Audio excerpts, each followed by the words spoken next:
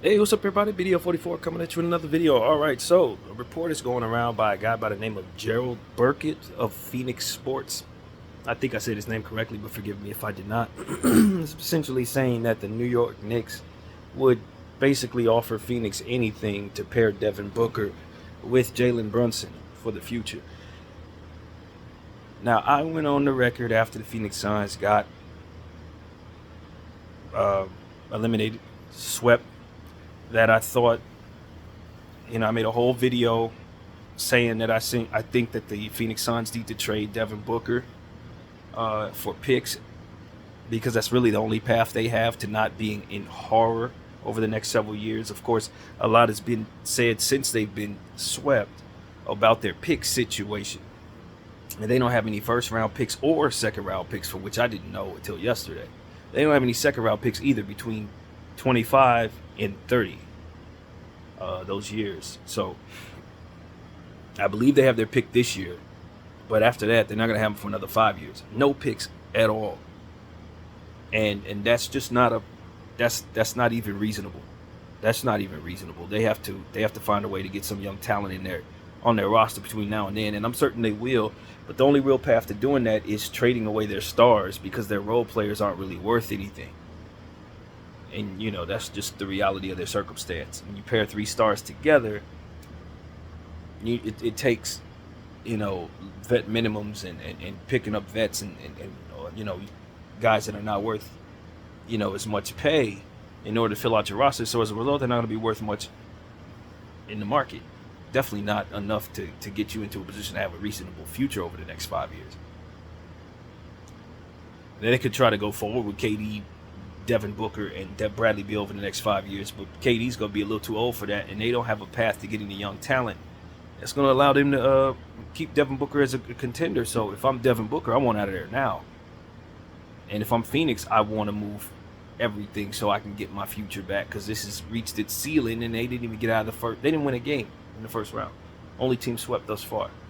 So, I went on the record saying that, and this was off the top of my brain. I hadn't heard anything. I didn't know anything, but it comes down to this. Phoenix don't have any picks. They mortgage everything for KD and Bradley Beal. Bradley Beal's on a trade, has a no trade clause attached to his contract. Plus, he's played poorly this year and has been injured most of the year, so his value is in the toilet. Kevin Durant is a guy who's older, but probably still has some value in the league. But I don't know how many teams are going to be willing to give away young assets and picks to get him at this stage. He may be worth that, but when you look at each and every team around the league, very few of them probably would be willing to do something like that right now.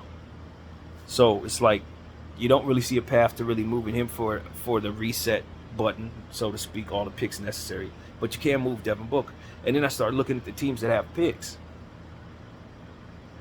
and it brought me to the New York Knicks.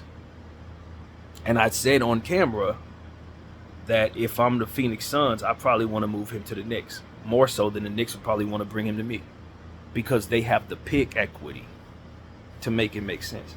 And then the next day, I'm starting to see all these these rumors. And so I'm not saying I started that, but I am saying that I was ahead of it. And it's you don't have to be a genius to put two and two together. The Knicks have all the picks in the world. They have the big market that Devin Booker would want to go to. They got Jalen Brunson, another guard who's basically unguardable. You put them two together, you feel great about that. And the Knicks have assets to, if they were to move a lot of picks, you still got a Julius Randle piece that could probably be moved for something. You got guys like DiVincenzo who've played their value up. Josh Hart's played his value up. So if you have to have a little wiggle room, you can probably make some moves. A guy like Hartenstein, they've played their value up. They've gotten better since they got to the Knicks. They've had Thibodeau, who plays guys million minutes a game, which by default is going to inflate your numbers, which by default is going to inflate your value, which is something that should be taken into account when you're assessing the Knicks' assets, by the way. But nevertheless, it's probably not. And as a result, you look at those guys and say, yo, they're much more valuable now that they've become Knicks, and meaning it's going to cost more to get them off of the Knicks. So you like that if you're the New York Knicks. You love your asset class because you have all these picks that you didn't mortgage for Donovan Mitchell still in place. You got Jalen Brunson, who looks like he's going to go off and have a fantastic Hall of Fame career. And now you can trade for a player like Donovan Mitchell or Devin Booker. And if you're the Phoenix Suns, you need those picks. You need those picks for all the reasons in the world. So it just seemed like a pairing that was kind of obvious to me. I did not remember when I said that Devin Booker had some interest in going to the Knicks a year or two ago. In fact, I still don't remember that, but I guess that's what's been reported as well, that he had once mentioned something about the Knicks or something of that nature. I think the same way I did. I think the Phoenix Suns would be wise to want to send him to the Knicks, probably more so than he would be willing to go to the Knicks. And I think he would be wise to want to get the hell out of there, probably more so than he wants to continue his legacy as a Phoenix Suns. It's perfect storm for Devin Booker to want to get out of Phoenix. They're not in a position to get any better soon enough for him not to have his entire prime wasted on a bad team. And he started his career in a bad situation with Phoenix. He stuck around. They ran it up, got all the way to the finals, and then they ruined it again when they sold the team to a new owner. So his time in Phoenix, unless he just wants to go down with the ship like Bradley did, and he got Bradley right next to him to tell him not to do it in Washington, or like a guy like Kevin Garnett who stayed too long in Minnesota before finally getting to the Celtics and getting a ring. He'd be wise to get the hell out of there. He'd be wise to get the hell out of there, and the New York Knicks can afford him. And they got the, as I said, they got the market. So that's what I'm looking at, man. It just makes sense. I think that should be done.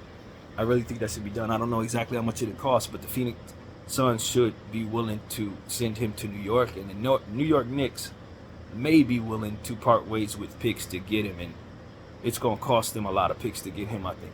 I think it's going to cost quite a bit to get Devin Booker. But once you start talking about negotiations, as I always say, when a team has a player with a no-trade clause on their books, it draws down the value of everything else because that becomes an asset that cannot be moved. And so if I can't take everything off your books that I would otherwise want to in trade, I could dock you for that. And I don't think a lot of people understand that, which is why the no-trade clause probably needs to go away.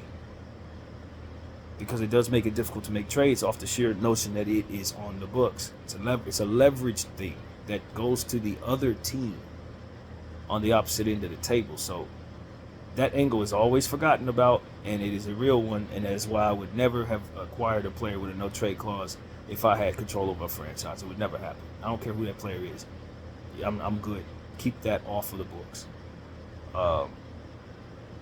And so Phoenix has that on there with Bradley Beal, a diminishing value player, aging player, and they paid him a bunch of money on top of that, I think in an extension with like $50 million a year or something like that. So that's immovable.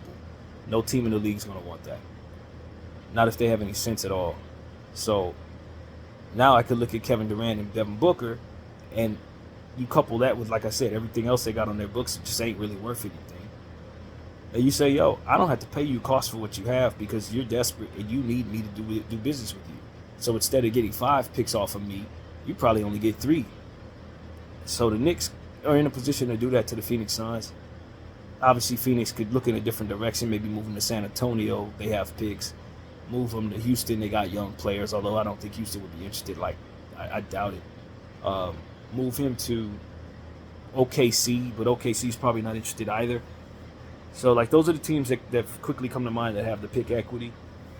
And none of them look better than the New York Knicks necessarily. None of them would likely want Devin Booker more so than probably the Knicks. So, I think that should be done. But I also think the Knicks should lowball the hell out of the Phoenix Suns. I really do. Because the Phoenix Suns are desperate and they don't really have many options. To be completely honest with you.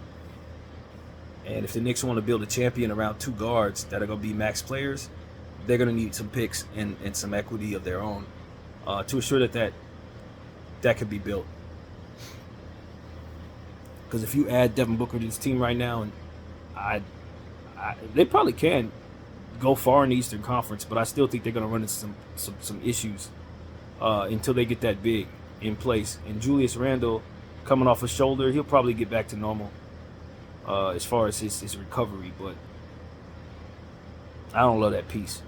I don't love that. I don't love Julius Randle as a player for the New York Knicks, especially if Devin Booker and Jalen Brunson are supposed to be sharing buckets. He's just gonna take those away from them.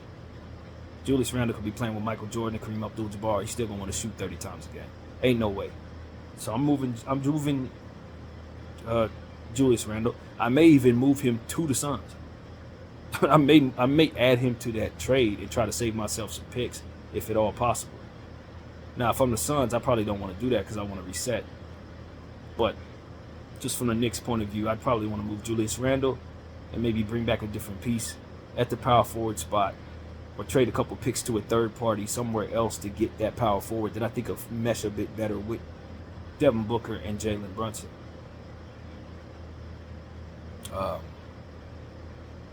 Yeah, I don't like the vision of Julius Randle being a part of that team. I really don't. But I definitely like the idea of putting Jalen Brunson and Devin Booker together on the offensive side of the ball. And it might be a little much with the shooting guard position, having all the shooting guards that the Knicks have, but they'll work that out later on. So yeah, I like that. I think, and I'm gonna tell you something else. I think the Brooklyn Nets, if they love themselves, they'll consider doing a deal with the Knicks too for Mikal Bridges. Try to get some picks from the Knicks. I know they don't do deals with one another. They're over the bridge, all that, blah, blah, blah. I don't care. Because at the end of the day, the Brooklyn Nets are in the same boat as the Phoenix Suns. Maybe not nearly as bad. I don't think they're nearly as bad. They probably have some picks, but not enough to make any of this make any sense, and they're not good enough to do anything. So it would be wise for them to tear that up. You got a bunch of wings that play defense, 3-and-D wings, all up and down the roster. They really can't come together to win more than 30 games a year. And Mikal Bridges is a player that obviously played for Villanova, and that's the only piece missing from the Villanova Knicks. And you should be there. So if for some reason the Knicks can't get Devin Booker, I would turn my attention to Joe Tsai and say, yo, fix your situation with a few of these picks and send me the other Villanova guys so we can finish the gauntlet. That's what I would want to do if I'm the Knicks. Besides, he fits. They could use a small forward. He fits on the Knicks. So that's something I really want to see. I think that's something the USA, the America, would really want to see. Just put that team back together, because they obviously are playing great there in New York. And so that's what I think. I think the Nets should want some picks too. I think they should be willing to break up what they have, because they're in no man's land just as bad as Phoenix is, if not worse. And they're the ones that did the deal with Phoenix for KD, as we know. Both of those teams didn't know what the hell they were doing. Neither one of them. So yeah, that is what it is, man. Booker to the Knicks seems like a reasonable idea. It's a rumor. Nobody's, confirming that anything like this is actually happening. It's just a report that from Phoenix, a person in Phoenix, that the Knicks would be willing to give Phoenix anything, which I think you can't take that too seriously, because the guy's on the Phoenix side of the ball. So of course he's going to say the Knicks would do anything and everything that they probably wouldn't even consider. But the point is, that's floating around. I wanted to report it to you guys because I had just mentioned it on my channel about 48 hours sooner, and I got that out the top of my head. I just saw it in my skull. It makes sense. So that's pretty much what I gotta say, man. Devin Booker to the Knicks should be a thing. If it's not, they should make it one. And the Phoenix Suns should be more willing to do it than anybody else, because they really, really need the assets. So that's pretty much what I gotta say. My name is BDF44. I thank y'all for watching. I'm out.